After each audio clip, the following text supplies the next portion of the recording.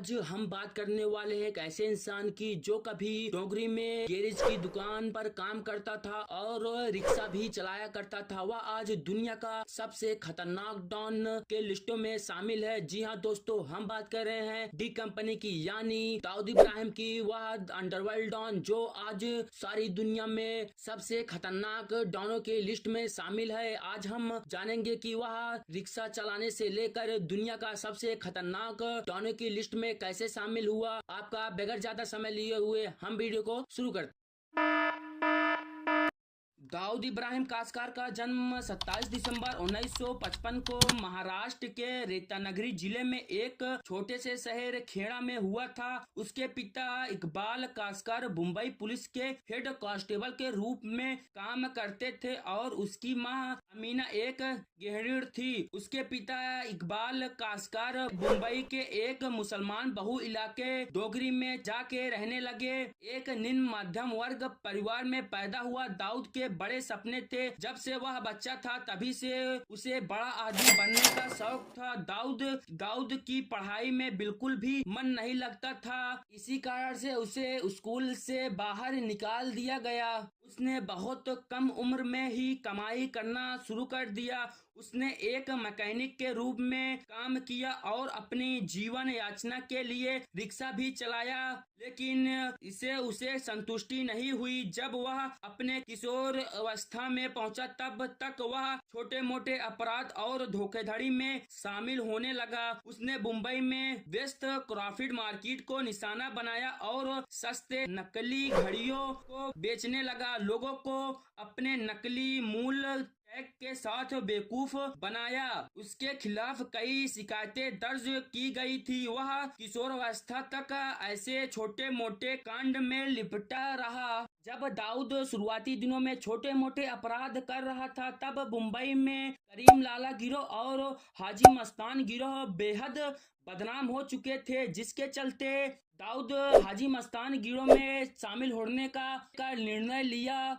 हाजी मस्तान गिरोह में शामिल होने के बाद दाऊद ने अंडरवर्ल्ड डॉन बनने का सपना सोचना शुरू कर दिया था। दाऊद ने ज्यादातर हाजी मस्तान के लिए लड़ाई लड़ी। हजारों हाजी मस्तान गिरोह और पठान गिरोह के बीच प्रसिद्ध सामूहिक युद्ध ने उसे एक भयभीत कर दिया। जब पठान गिरोह ने दाऊद के भाई में से एक भाई साबिर को मार दिया तो नरक के रास्ते खुल गए। गैंगस्टर अन्य सूरबे कथित रूप से हत्या में शामिल थे और उसके और हाजी मस्तान गिरोह से लड़ने के लिए पठान से हाथ मिलाया। यह सब घटित अंडरवर्ल्ड युद्ध में से एक था जो मुंबई में कभी घटी हुई थी। दाऊद ने अपने सभी साथियों के साथ पूरे सूरबे और पठान गिरोह का सफाया कर दिया। हाजी मस्तान की राजनीति में प्रवेश करते ही दाऊद ने मुंबई के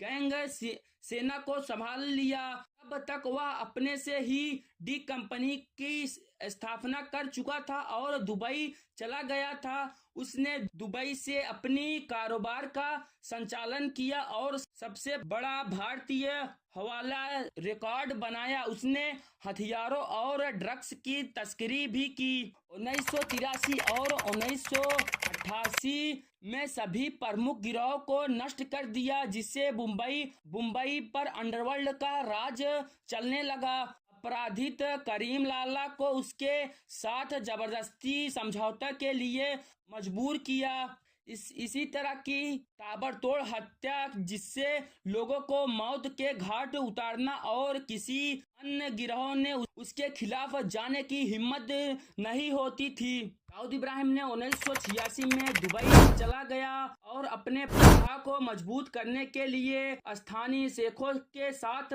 हाथ मिलाया। दाऊद इब्राहिम को लोगों में डर पैदा करने पसंद करता था और जल्द ही दुबई में भी सबसे ज्यादा भयानक गैंगस्टरों में से एक बन गया। दाऊद इब्राहिम के ऊपर इल्जाम यह भी लगता है कि वह आतंकी संगठन ISI के साथ भी काम कर चुका है। भारत में संप्रदाय का असामरिक बढ़ाने के लिए विश्व रूप से मुंबई में पाकिस्तान के गुप्त सेवा एजेंसियों ISI यानी इंटर सर्विस इंटेलिजेंट ने 90 के दशक के शुरुआती में दाऊद के साथ हाथ मिलाया।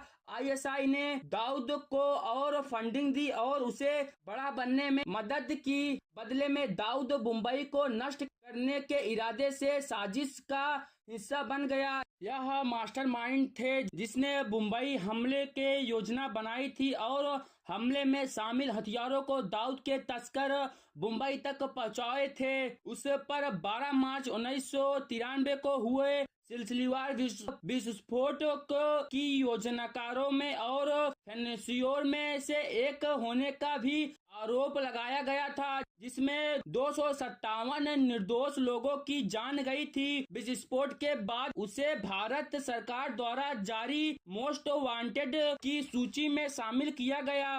ओसामा बिन लादेन के साथ उसके कथित संपर्क होने के कारण यूएसए के रेडार पर भी रखा गया था, जिसके वजह से उसे 25 मिलियन अमेरिकी डॉलर के साथ 20 आतंकवादियों के सूची में शामिल किया गया था। दाऊद का भारतीय उपमहाद्वीप में सक्रिय हर दूसरे आतंकवादी संगठनों के साथ काम करने का भी संदेह है। 2002 के गुजरात दंगे और 2008 के मुंबई हमले में उसकी भूमिका पर आज तक बहस होती है। भारतीय मीडिया संगठन टाइम्स नाउ ने एक बार दावा किया था कि दाऊद 1915 से पाकिस्तान के कराची में है। पाकिस्तान के लिए भारत सरकार द्वारा तैयार एक डीजीआर में कहा गया था कि दाऊद के पाकिस्तान में 9 निवास हैं और उसके नाम पर 3 पासपोर्ट हैं।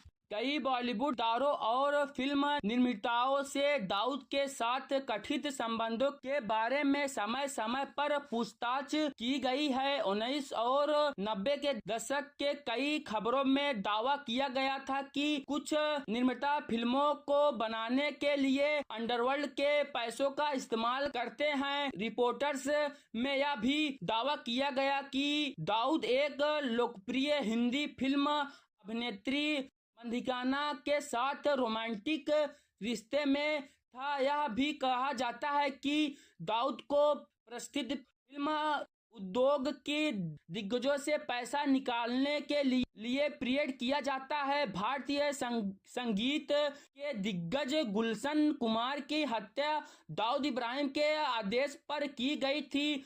हालांकि दाऊद का बॉलीवुड में बहुत प्रभाव था, लेकिन लगता है कि 1993 के का आरोप लगने के बाद फिल्म उद्योग ने उसे छोड़ दिया। दाऊद के सबसे वफादार गिरोह के सदस्य में से एक शख्स छोटा शकील ने कथित तौर पर बॉलीवुड फिल्म चोरी चोरी चुपके चुपके में विद्युत मदद की थी, लेकिन आरोप कभी साबित नहीं हुआ। हालांकि यह भी संकेत दिया गया अंडरवर्ल्ड और बॉलीवुड के बीच अभी भी कुछ संबंध हो सकते हैं। दाऊद एक उत्साही क्रिकेट प्रशंसक के रूप में जाना जाता है और प्रमुख क्रिकेट मैचों पर अवैध रूप से दावा लगाने की अफवाह है। 2013 में पूर्व भारतीय क्रिकेटर दिलीप विशेखर ने आरोप लगाया कि उस वर्ष 1986 में शारजाह में भारत और पाकिस्तान के बीच मैच के दौरान दाऊद ने भारतीय ड्रेसिंग रूम में प्रवेश किया और उन्हें एक गिफ्ट ऑफर की कि वह उन्हें महंगी कार देंगे अगर आप पाकिस्तान को हरा देते हैं। भारत के कप्तान कपिल देव के बारे में कहा जाता है कि उन्होंने दाऊद के साथ बुरा व्यवहार किया, उसे ड्रेसिंग रूम छोड़ने के लिए कहा। दाऊद के जीवन पर आधारित कई फिल्में रिलीज हुई हैं, जिससे कि डी कंपनी और once upon a time in Mumbai. हालांकि यह फिल्म निर्माता अनिरुद्ध कश्यप थे, जिन्होंने उनकी फिल्म ब्लैक फाइट में मुंबई विस्फोट में दाऊद की भूमिका को सबसे पूर्व रूप से स्क्रीन पर प्रस्तुत किया था। यह फिल्म बहुत लंबे समय तक प्रतिबंधित रही और 2004 तक रिलीज नहीं हुई। दाऊद इब्राहिम ने महजबीन शेख से शादी की है और उसके 4 बच्चे हैं। उनकी एक बेटी महरूका ने पूर्व पाकिस्तान क्रिकेटर जावेद मैदान के बेटे जुनेद मैदान से शादी की है। उनके बेटियों में से एक बेटी कि महरीना ने एक पाकिस्तान अमेरिकी व्यवसायी से शादी की है। इनके बेटे मोइन ने लंदन के एक पाकिस्तान व्यवसायी के बेटी सानिया से शादी की है। इसने अपनी एक बेटी मैरिया को 2010 में पाकिस्तान में एक बीमारी के कारण खो दिया। इसके इकलौता बेटा मोइन इब्राहिम 2017 में मौलाना बन गया और यह दाऊद के साथ अच्छा नहीं हुआ। यह कहा गया था कि दाऊद अपने बेटे के लिए धर्म के रास्तों की पसंद के कारण बहुत लंबे समय से उदास थे। उसके बहन हसीना पाकर, जिसने अपने भाई के कार्य के लिए अपना आलोचना का सामना करना पड़ा है, एक व्यवसायी महिला रही है। उसके गैंगवार में अपने पति को खो दिया। उसने अपने भाई के साथ किसी भी तरह की संबंध का खुलकर गठन किया है।